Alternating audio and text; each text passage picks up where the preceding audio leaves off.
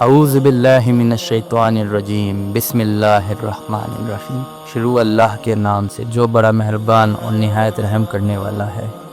السلام علیکم ناظرین، دنیا کی تاریخ میں ایسے بہت سارے بادشاہ اور فرعون گزرے ہیں جن کو ان کی بادشاہت اور دولت کے نشے نے مغرور بنا دیا اور وہ تکبر میں آ کے خدائی کا دعویٰ کر بیٹھے۔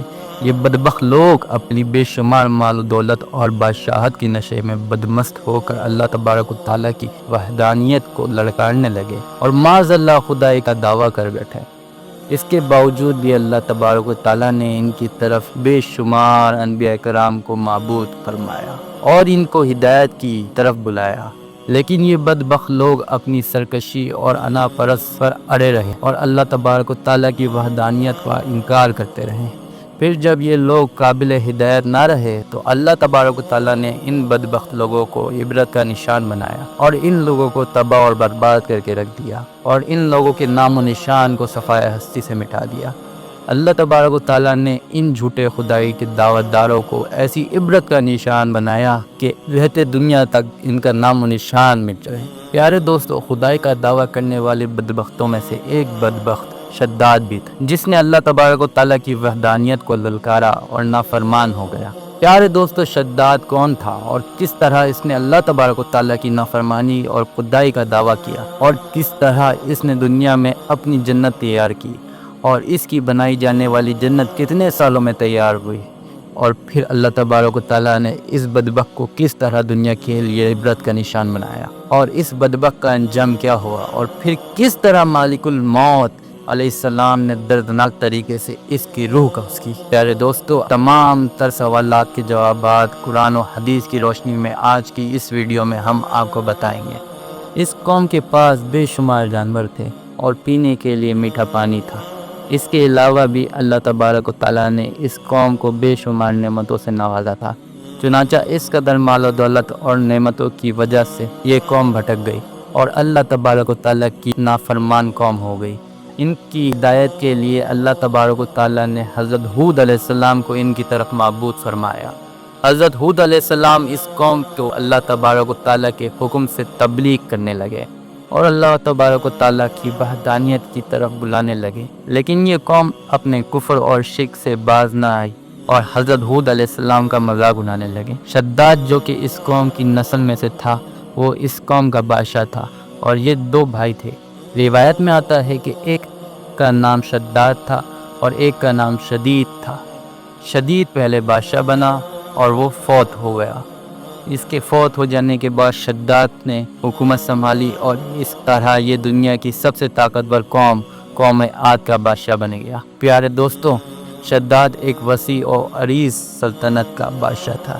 شداد کی یہ بادشاہت یمن سے لے کر عراق تک اور بعض روایت کے مطابق ایران تک پھیلی ہوئی تھی۔ شداد نے اپنی طاقت کے زور پر بڑے بڑے بادشاہوں کو اپنے زیر کر لیا تھا۔ چنانچہ اس بدبخت کو حضرت ہود علیہ السلام نے سمجھانے کی بہت کوشش کی، لیکن اس کا دل بھی بند تھا۔ چنانچہ جب حضرت ہود علیہ السلام نے شداد کو اللہ تبارک و تعالیٰ کی وحدانیت کی طرف بلایا اور خدا کی عبادت کرنے کا حکم دیا، تو اس وقت شداد اور حضرت ہود علیہ السلام کے درمیان ایک زبردست مکالمہ ہوا، جس کے نتیجے میں شداد نے حضرت ہود علیہ السلام سے پوچھا کہ اگر میں اللہ تبارک و تعالیٰ پر ایمان لے آؤں تو مجھے کیا حاصل ہوگا؟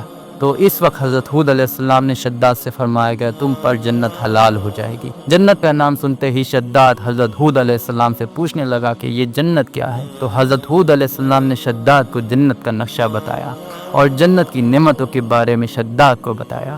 حضرت ہود علیہ السلام کی یہ بات سن کر شداد مسکرانے لگا اور حضرت ہود علیہ السلام کو دیکھ کر کہنے لگا کہ یہ کون سی بڑی بات ہے، ایسی جنت تو میں بھی تیار کر سکتا ہوں۔ حضرت ہود علیہ السلام نے شداد کو اس کفر اور شرک سے روکنے کی بہت کوشش کی، لیکن یہ بدبخت باز نہ آیا۔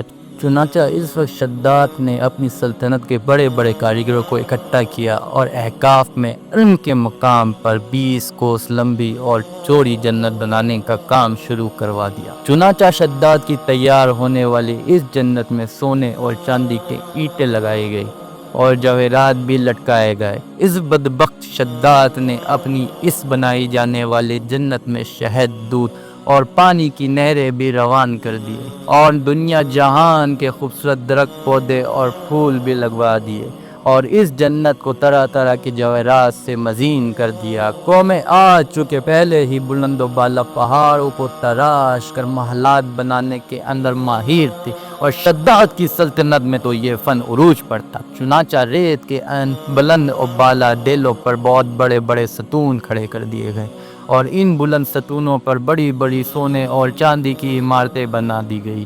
شداد نے یہ فیصلہ کیا تھا کہ جب تک اس کی بنائی جانے والی جنت تیار نہ ہوگی، اس وقت تک وہ اپنی جنت کے اندر قدم نہیں رکھے گا۔ چنانچہ شداد کے حکم کے مطابق جنت تیار ہونے لگی، اور شداد اپنے محل کے اندر ہی بے صبری کے ساتھ جنت کا کام مکمل ہونے کا انتظار کرنے لگا۔ شداد کی اس جنت کو تیار ہونے میں 12 سال لگے۔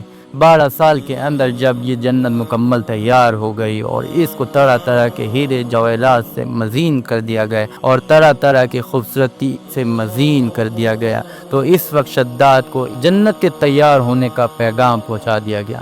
چنانچہ شداد جنت کے تیار ہونے کا پیغام سنتے ہی بہت خوش ہوا، اور شداد اپنی جنت کو دیکھنے کے لیے اپنی فوج کو ساتھ لے کر جنت کی طرف نکل پڑا۔ چنانچہ شداد ابھی جنت کے دروازے پر پہنچا ہی تھا کہ اس نے اپنے سامنے ایک شخص کو کھڑا دیکھا۔ شداد اس شخص کو دیکھتے ہی پہچان گیا اور اپنے حواریوں سے کہنے لگا کہ یہ میری روح قبض کرنے کے لیے آئے ہیں، اور یہ مجھے جنت میں داخل نہیں ہونے دیں گے۔ اس وقت شداد بدبخت ملک الموت علیہ السلام سے عرض کرنے لگا کہ مجھے صرف اپنی جنت میں قدم رکھنے کی مہلت دے دی جائے، لیکن اللہ تبارک و تعالیٰ کی طرف سے مقرر فرشتے نے جواب دیا کہ مجھے اللہ تبارک و تعالیٰ کی طرف سے حکم ہے کہ میں تجھے جنت کے اندر قدم نہ رکھنے دوں۔ شداد ملک الموت علیہ السلام کے سامنے بہت رویا اور گر گرایا، لیکن ملک الموت علیہ السلام نے اللہ تبارک و تعالیٰ کی حکم کی تکمیل کرتے ہوئے شداد کی روح قبض کر لی۔ چنانچہ شداد کی موت کے بعد حضرت جبرائیل علیہ السلام نے زوردار چیخ ماری، اور شداد کی بنائی ہوئی ساری جنت زمین کے اندر دھس گئی اور غائب ہو گئی۔ شداد کی اس عبرتناک موت کے بعد حضرت ہود علیہ السلام نے قوم عاد کو 12 مرتبہ سمجھایا، لیکن قوم عاد باز نہ آئی۔ حالانکہ شداد کا یہ انجام قوم عاد کے لیے کافی تھا، لیکن جب انسان کی عقل پر غرور کا پردہ ہوتا ہے تو چاہے شداد ہو یا فرعون، اس کو کسی کام کا انجام دکھائی نہیں دیتا۔ حضرت ہود علیہ السلام نے قوم عاد کو شداد کا انجام بتا کر ڈرانے کی کوشش کی، لیکن قوم عاد باز نہ آئی، اور اس طرح اللہ تبارک و تعالیٰ کی نافرمانیاں کرتی رہی، یہاں تک کہ حضرت ہود علیہ السلام مایوس ہو گئے۔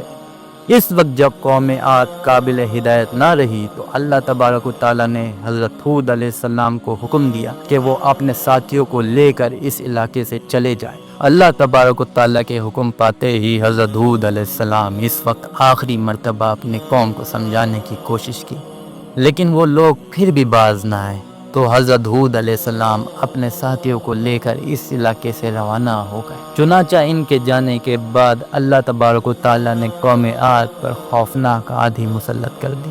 اللہ تبارک و تعالیٰ کی طرف سے آنے والی خوفناک آندھی اور طوفان 7 راتیں اور 8 دن تک چلتی رہی، یہاں تک کہ وہ پوری قوم اپنے بلند ستونوں اور سونے اور چاندی کی عمارتوں کے سمیت زمین کے اندر دھسا دیے گئے اور غرق کر دیے گئے۔ اللہ تبارک و تعالیٰ نے اس قوم پر اس قدر دردناک عذاب نازل فرمایا کہ اس قوم کا نام و نشان تک نہ رہا۔ جس وادی کے اندر بڑے بڑے بلند و بالا محلات تھے، وہ تمام کی تمام وادی ایک ریت کے صحرا کے اندر تبدیل ہو گئی۔ قوم عاد وہ تمام کی تمام وادی ایک ریت کے صحرا کے اندر تبدیل ہو گئی۔ اس علاقے کو اللہ تبارک و تعالیٰ نے اس طرح زمین کے اندر غرق کر دیا کہ وہاں پر صرف اور صرف ریت کے ٹیلے باقی بچے اور کسی بھی چیز کا نام و نشان نہ بچا۔